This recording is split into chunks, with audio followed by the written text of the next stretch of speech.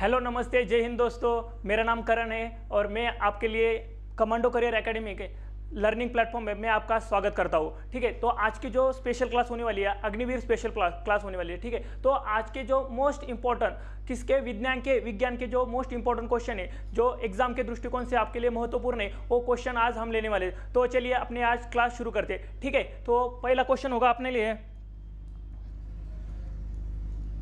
पहला क्वेश्चन अपने लिए होगा, किस विटामिन में कोबाल्ट की मात्रा पाई जाती है? किस विटामिन में कोबाल्ट की मात्रा पाई जाती है?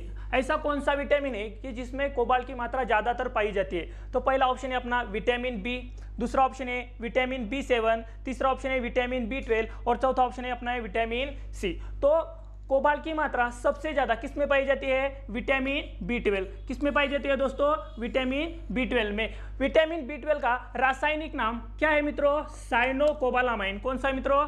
साइनोकोबालामाइन।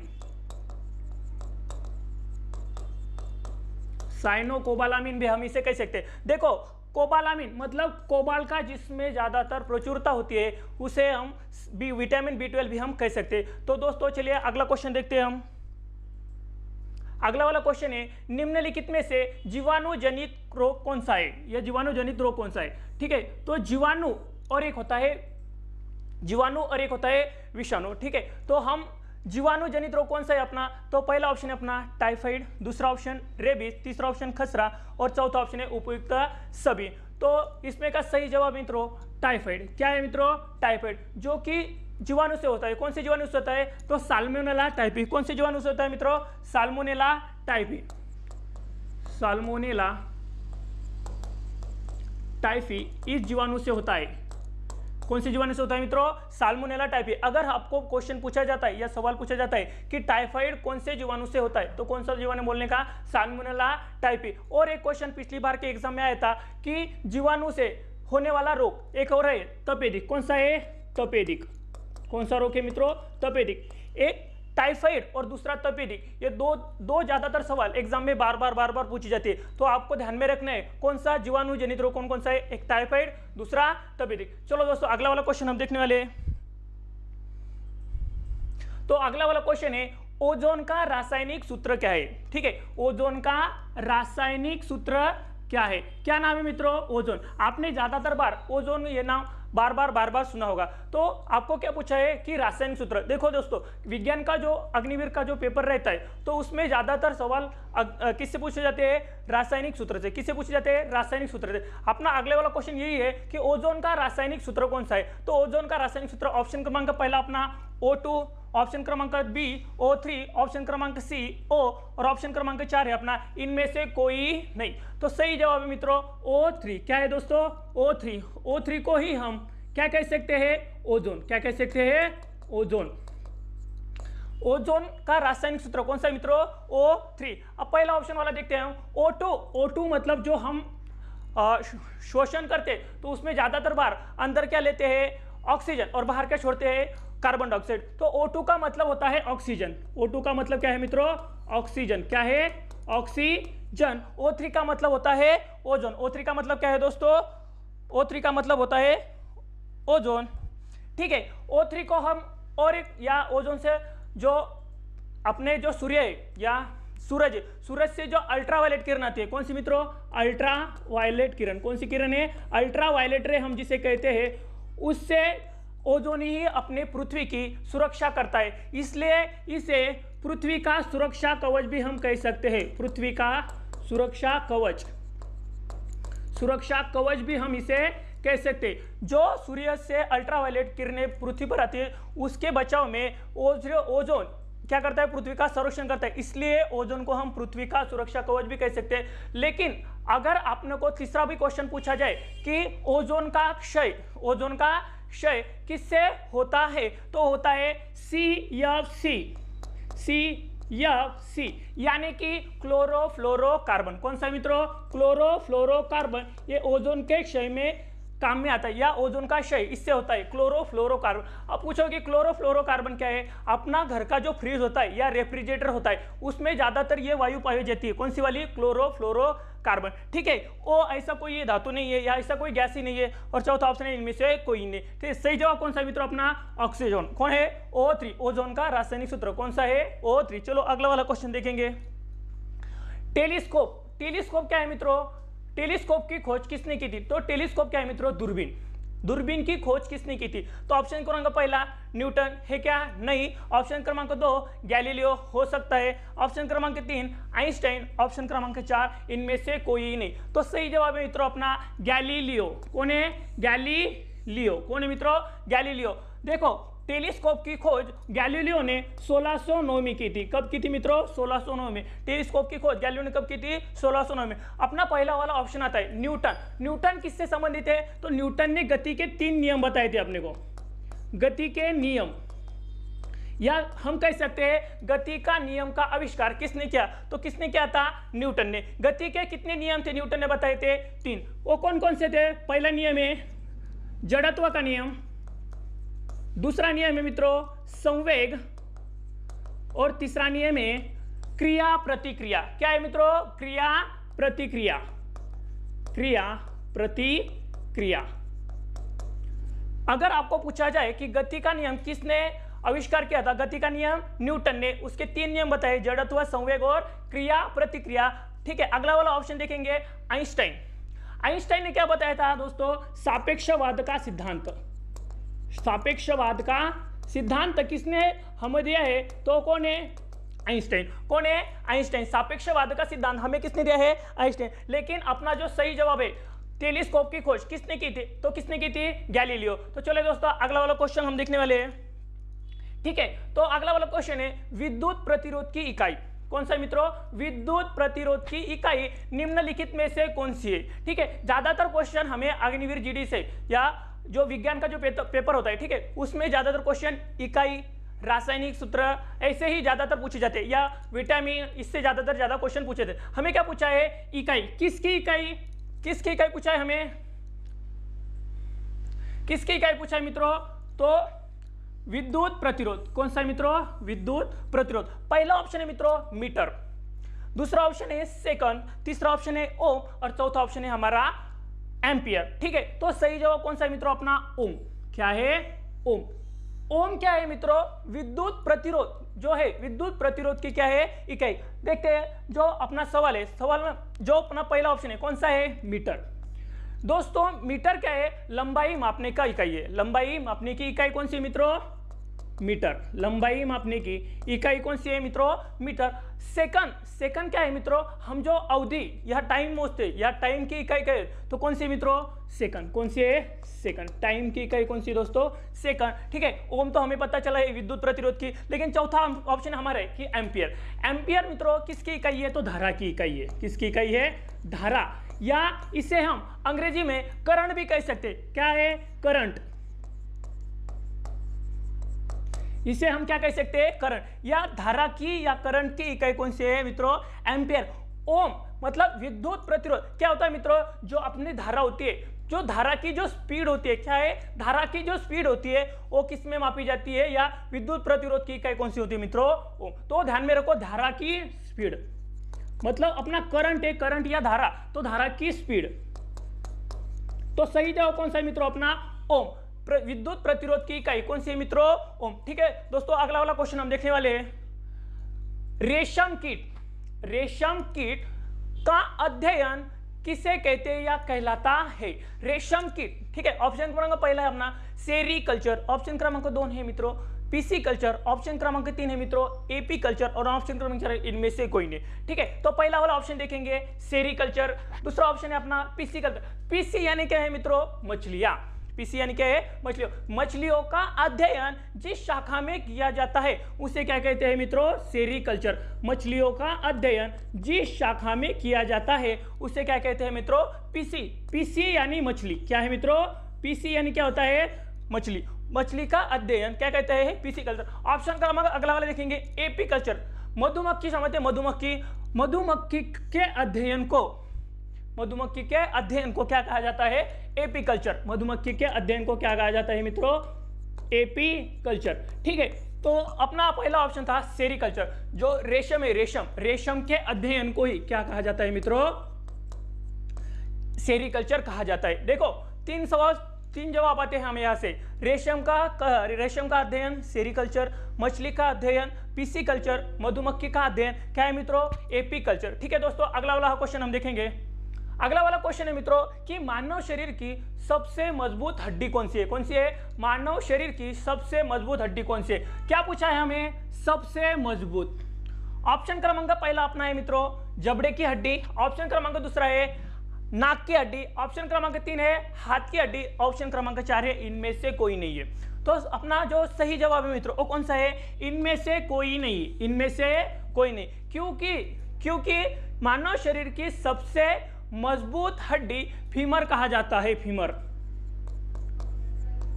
किसे कहा जाता है मित्रों? मानव शरीर की सबसे मजबूत हड्डी, सबसे लंबी हड्डी भी हम इसे कह सकते हैं। सबसे लंबी हड्डी, सबसे मजबूत हड्डी किसे कह सकते हैं मित्रों? हम किसे कह सकते हैं? फीमर को। फीमर यह हड्डी है, ये कहाँ रहती है या कहाँ पाई जाती है? तो कहाँ पाई जाती है? अपने पाँव में। एग्जैक्ट बताए तो हम इसे कहा पाए जाते हैं जांग में, कह सकते हैं। क्या पाए जाते हैं? जांग में। अगर आपको सबसे लंबी हड्डी भी पूछा जाए तो सबसे लंबी हड्डी भी कौन सी है? फीमर। वो भी कहाँ पाई जाती है? पाँव में। कहाँ पाई जाती है? पाँव में। ऑप्शन हमारा पाँव नहीं था, इसलिए सही जवाब क्या होता है? इनमें से कोई नहीं। लेकिन अगर आपको क्वेश्चन पूछा जाए कि मानव शरीर की सबसे छोटी वाली हड्डी कौन सी है, मानव शरीर की सबसे छोटी वाली हड्डी कौन सी है, तो अगर आपको सबसे छोटी वाली हड्डी बताए, सबसे छोटी वाली हड्डी बताए तो कौन सी है मित्रों? वो रहती है स्टेपिस। कौन सी है मित्रों? स्टेपिस। और स्टेपिस कहाँ पाई जाती है? कान में। कहाँ पाई जाती है? कान में। अपना जो कर्ण कहा जाता है या कान कहा जाता है वो स्टेपिस कहाँ पाई जाती है? कान में पाई जाती है। देखो फीमर सबसे लंबी, सबसे मजबूत और सबसे छोटी कौन सी है? स्टेपिस। ठीक है दोस्तों, तो अगला वाला क्वेश्चन हम देखेंगे। देखो दो या दो से अधिक धातुओं के मिश्रण क्या है मित्रों? मिश्रण।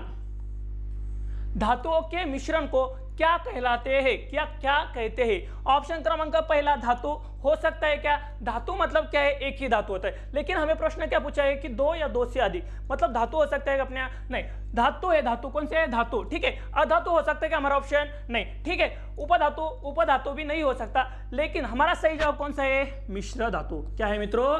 मिश्र धातु। दो या दो से अधिक धातुओं के मिश्रण को क्या कहते हैं? मिश्र धातु हम कह सकते। मिश्रण यानी मिश्र और धातु, दो से अधिक धातु क्या हो गया? मिश्र धातु। एग्जाम्पल के तौर पर हम क्या ले सकते हैं? पीतल, जो कि बना होता है कहाँ से बना होता है? एक कार्बन, दूसरा जिंक। कार्बन और जिंक ये एक एग्जाम्पल हो सकता है हमारा पीतल। किसका? मिश्र धातु का। देखो ये एक और ये दो कितने धातु से बना है? दो। कितने धातु से बना है? दो। ये दो या दो से अधिक धातुओं के मिश्रण को क्या कह सकते हैं? मिश्र धातु। चलो दोस्तों अगला वाला क्वेश्चन हम देखेंगे। किस माध्यम से ध्वनि गमन नहीं करती? किस माध्यम से ध्वनि गमन नहीं कर सकती? गमन मतलब क्या है मित्रों? कि कहां से ध्वनि जा नहीं सकती या कहां से हम वहन नहीं कर सकते। तो ऑप्शन क्रमांक पहला है ठोस, ऑप्शन क्रमांक 2 है द्रव्य, ऑप्शन क्रमांक 3 है गैस, ऑप्शन क्रमांक 4 है अपना निर्वात। ठोस मतलब जो स्थायी अवस्था है, स्थायु। ठीक है। कहां से भी स्थायु अवस्था में ध्वनि गमन कर सकती है। लेकिन हमें पूछा क्या है? नहीं कर सकती। क्या कर सकती?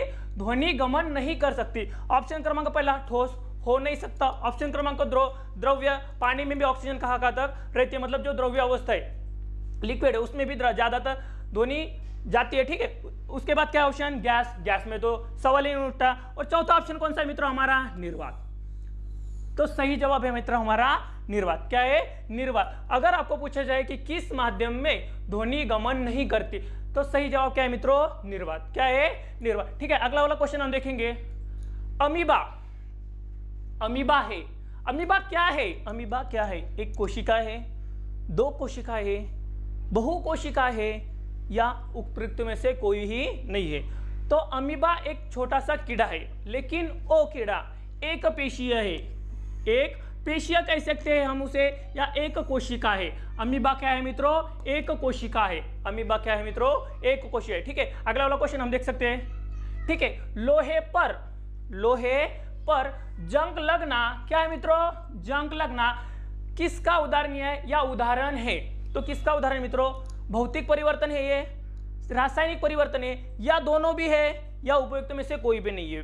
ठीक है, जो हम एक बार क्या मतलब क्या होता है, जो लोहा रहता है, लोहा, ठीक है, अपना जो आयरन रहता है वो पानी के बहाव में या पानी के इसमें आता है तो उसको क्या लगता है? जंग लगता है। ठीक है, तो लोहे पर जंग लगना किसका उदाहरण है मित्रों? तो सही जवाब मित्रों अपना रासायनिक परिवर्तन।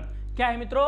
रासायनिक परिवर्तन, इसका क्या है? सही जवाब है पहला ऑप्शन है अपना रहा भौतिक परिवर्तन। भौतिक परिवर्तन मतलब मित्रों कि उसके अवस्था में क्या है? उसके अवस्था में परिवर्तन हो सकता है, अवस्था में परिवर्तन हो सकता है, उसके अवस्था में परिवर्तन हो सकता है, लेकिन उसकी रासायनिक क्रिया में कोई परिवर्तन नहीं होता या रासायनिक सूत्रों में कोई परिवर्तन नहीं होता। ठीक है, एग्जाम्पल के तौर पर हम ले सकते हैं, एग्जाम्पल के तौर पर या उदाहरण के तौर पर हम ले सकते हैं पानी या जल, पानी या जल। पानी का रासायनिक सूत्र क्या है मित्रों? H2O। क्या है मित्रों? H2O। अगर हम पानी को रेफ्रिजरेटर में या फ्रिज में रखते तो पानी का क्या होता है? बर्फ होता है। मतलब उसके किस में बदल होता है? अवस्था में बदल होता है। क्या होता है? बर्फ। क्या होता है? बर्फ। ठीक है, वो क्या होता है? लिक्विड से क्या होता है? ठोस में या सॉलिड में जाता है। ठीक है, H2O। लेकिन बर्फ का भी रासायनिक सूत्र क्या है मित्रों? H2O। क्या है? H2O। ठीक है, अगर हम पानी को ही धूप में रखते तो उस पर क्या निकलता है? बाष्प निकलता है। बाष्प है, बाष्प निकलता है। बाष्प भी क्या है? भौतिक परिवर्तन है। बाष्प भी क्या है? अवस्था का परिवर्तन है। और इसका रासायनिक सूत्र भी क्या है मित्रों? H2O। मतलब भौतिक परिवर्तन मतलब उसके अवस्था में परिवर्तन होना है। देखो पानी से बर्फ हो रहा, बर्फ से बाष्प भी हो सकता है, लेकिन उसके रासायनिक जो सूत्र है या रासायनिक परिवर्तन वो हो सकता है क्या? देखो H2 है, H2 है, H2 है, उसके रासायनिक में कोई फर्क पड़ता है क्या? नहीं। मतलब अवस्था में परिवर्तन हो सकता है लेकिन रासायनिक क्रिया में कोई फर्क नहीं पड़ता, उसे कहते हैं हम भौतिक परिवर्तन। ठीक है, अगला वाला ऑप्शन हमारा है रासायनिक परिवर्तन। रासायनिक परिवर्तन क्या है मित्रों?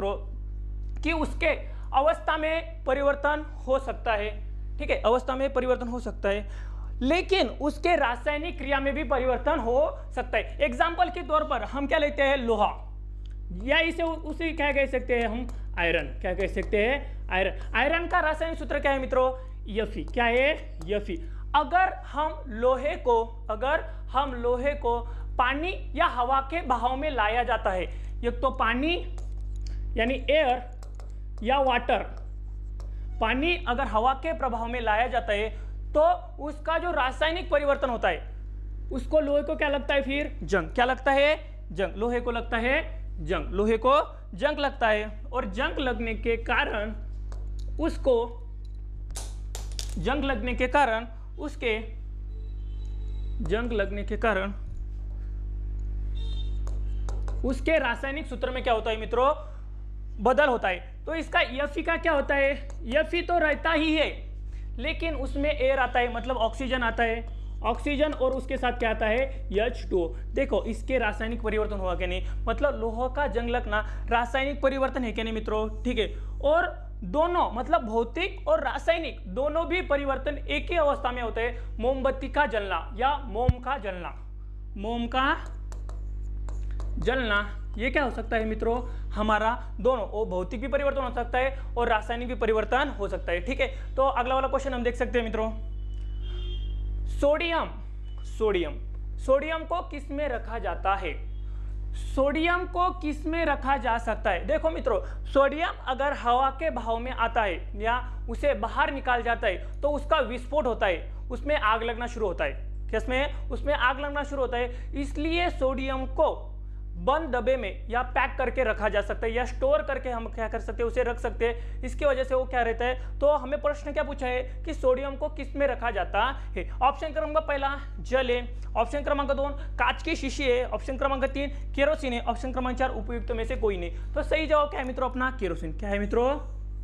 केरोसिन। सोडियम को हम किस में रखते हैं? तो केरोसिन में रखा जा सकता है, क्योंकि उसे यू कहे उसे स्टोर की इसलिए किया जाता है क्योंकि उसमें आग लगने की ज्यादातर संभावना होती है, इसलिए उसे स्टोर करते हैं। इसलिए सोडियम को हम किस में रखते हैं? केरोसिन में रखते हैं। देखो कांच की शीशी में इसलिए नहीं रख सकते क्योंकि उसके अंदर क्या होती है? हवा। क्या होती है? हवा, और हवा में क्या रहता है? ऑक्सीजन। अगर ऑक्सीजन के प्रभाव में आया तो उससे ज्यादातर आग लगती है, ठीक है। जल में भी हम नहीं रख सकते, तो सही जवाब क्या है मित्रों? हमारा केरोसिन। क्या है? केरोसिन, ठीक है। अगला वाला क्वेश्चन हम देखेंगे, रिश्टर स्केल से मापा जाता है। रिश्टर स्केल से क्या मापा जाता है? रिश्टर स्केल से क्या मापा जाता है? पहला ऑप्शन है भूकंप, दूसरा ऑप्शन है वर्षा की मात्रा, तीसरा ऑप्शन है वायुमंडलीय दाब, चौथा ऑप्शन है वायुमंडलीय ताप। तो देखो मित्रों, रिश्टर स्केल ये किससे संबंधित है? भूकंप से संबंधित है। किससे संबंधित है? भूकंप से संबंधित है। तो सही जवाब क्या है मित्रों? हमारा भूकंप। क्या है? सही जवाब क्या है मित्रों? भूकंप। रिश्टर स्केल जो भूकंप की तरंगे होती है, तरंगे, भूकंप की तरंगे, या कहे तो भूकंप दो तरह से मापा जाता है। एक रहता है भूकंप की तीव्रता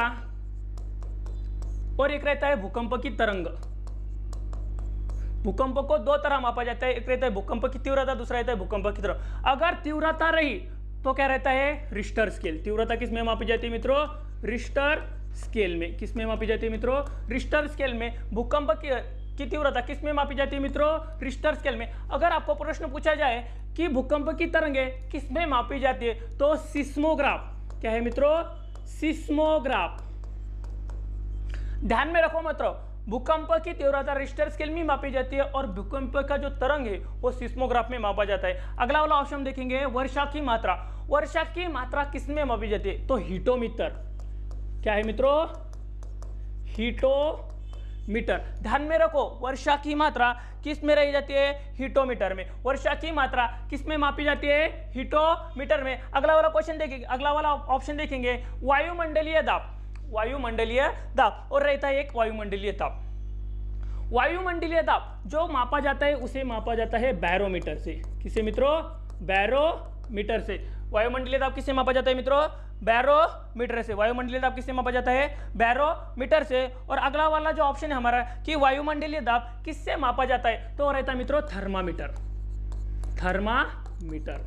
क्या है मित्रों? थर्मामीटर। देखो चार तरह के क्वेश्चन यहाँ पे तैयार हुए हैं, ठीक है। पहला है कि रिश्टर स्केल किससे मापा जाता है? रिश्टर स्केल मतलब भूकंप की जो तीव्रता है वो किससे मापते हैं हम? रिश्टर स्केल से। भूकंप की तरंग सिस्मोग्राफ से।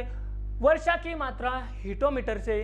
वायुमंडलीय ताप बैरोमीटर से। और वायुमंडलीय दाब या ताप जिसे हम कह सकते हैं उसे किस में मापा जाता है? थर्मामीटर में। ठीक है दोस्तों, समझ में आया क्वेश्चन? ठीक है, तो चैनल को अपने लाइक सब्सक्राइब करना ना भूले, ठीक है। तो अगला वाला क्वेश्चन हम देखेंगे, आग जलने में सहायक है।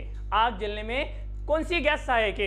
क्या बोला है? सहायक या हेल्पिंग हम उसे कह सकते हैं। क्या कह सकते हैं मित्रों? हेल्पिंग, कि जिससे आग लगने में हमें हेल्प मिलती है। तो आग जलने में सहायक पहला है CO यानी कार्बन मोनोऑक्साइड हो सकता है क्या? नहीं। CO2 कार्बन डाइऑक्साइड हो सकता है क्या? नहीं। O2 हो सकता है, लेकिन चौथा ऑप्शन कौन सा अपना? उपयुक्त सभी। तो सही जवाब क्या है मित्रों? अपना O2। क्या है? O2। O2 यानी क्या है मित्रों? ऑक्सीजन। क्या है? ऑक्सीजन। क्या है? ऑक्सीजन। ऑक्सीजन क्या करता है मित्रों? आग जलाने में हमें मदद करता है, या आग जलने में मदद कौन सी गैस करती है? तो आपको पूछा जाए तो कौन सी गैस है? ऑक्सीजन। कौन सी मित्रों? ऑक्सीजन। लेकिन अगर हमें प्रश्न पूछा जाए कि आग बुझाने में क्या है? आग बुझाने में, आग को बुझाने में कौन सी गैस मदद करती है? तो ध्यान में रखो मित्रों, कार्बन डाइऑक्साइड। कौन सी मित्रों? Carbon dioxide. आग को बुझाने में, आग को बुझाने में कौन सी गैस क्या मदद करती है? Carbon dioxide. कौन सी मित्रों? Carbon dioxide. Carbon dioxide. ध्यान में रखो मित्रों, क्वेश्चन दो तरह के हो सकते हैं। आग जलाने में पूछा है तो ऑक्सीजन, आग बुझाने में बोला है तो कार्बन डाइऑक्साइड। CO क्या है मित्रों? Carbon monoxide. क्या है? कार्बन मोनोऑक्साइड, जिसे हम दम घोटू भी गैस कह सकते हैं। दम घोटू गैस इसलिए हम कह सकते हैं क्योंकि ऑक्सीजन में अगर हीमोग्लोबिन की मात्रा ज्यादा हुई तो उसमें क्या पाया जाता है? कार्बन मोनोऑक्साइड पाया जाता है। इसलिए हम इसे क्या कह सकते हैं? दम घोटू गैस भी हम इसे कह सकते हैं, दम घोटू गैस। ठीक है दोस्तों, अगला वाला क्वेश्चन देखते हैं जो कि अपने सेशन का लास्ट का क्वेश्चन है। ठीक है दोस्तों, तो अगला वाला क्वेश्चन हम देखते हैं, रेगिस्तान में मृग तृष्णा का उदाहरण है। रेगिस्तान की मृग तृष्णा उदाहरण है। मृग तृष्णा ये जो कंसेप्ट है या संकल्पना है मित्रों, ये कैसे संबंधित है? मृग तृष्णा मतलब हम जब रेगिस्तान में जाते तो वहां में ज्यादा क्या मिलती है? धूप मिलती है, और धूप में हमें किसका एहसास होता है? पानी का। हम यहाँ से देखते तो कुछ देर में या कुछ अंतर में हमें क्या मिलता है कि वो उसमें वहां पानी है। क्या मिलता है? पानी मिलता है। तो उसका एहसास होना या भ्रम होना, भ्रम या इल्यूशन होना, पानी का इल्यूशन भ्रम होना, उसे हम क्या कह सकते हैं? मृग तृष्णा। तो मृग तृष्णा किसका उदाहरण है? देखो रेगिस्तान ज्यादातर कहाँ पाई जाती है? राजस्थान में। कहाँ पाई जाती है? राजस्थान में। राजस्थान में रेगिस्तान पाई जाने के कारण, तो ध्यान में रखो मित्रों, ठीक है। तो पहला ऑप्शन अपना है अपवर्तन, दूसरा ऑप्शन है परावर्तन, तीसरा ऑप्शन है पूर्ण आंतरिक परावर्तन, और चौथा ऑप्शन है मित्रों सभी। तो इसका सही जवाब कौन सा है मित्रों? पूर्ण आंतरिक परावर्तन। कौन सा है मित्रों? पूर्ण आंतरिक परावर्तन। रेगिस्तान में हम एक जगह से दूसरी जगह हम देखते हैं तो हमें पानी का एहसास या पानी का भ्रम होता है, तो उसे कह सकते हैं मृग तृष्णा। और मृग तृष्णा किसका उदाहरण मित्रों? पूर्ण आंतरिक परावर्तन। किसका है मित्रों? पूर्ण आंतरिक परावर्तन, ठीक है। तो ध्यान में रखो, ठीक है। जो अपना अग्निवीर जीडी का एक महत्वपूर्ण सेशन और टॉप मोस्ट आईएमपी विज्ञान के जो सवाल है तो हमने आज पढ़ लिए, इसलिए हमने आज पढ़ लिए। तो ज्यादा इस सेशन को मित्रों अपने मित्रों को या अपने दोस्तों को क्या करें? शेयर करें, और हमारे अपने यूट्यूब चैनल को यानी कमांडो करियर एकेडमी को सब्सक्राइब करना ना भूलें, ठीक है मित्रों। जय हिंद।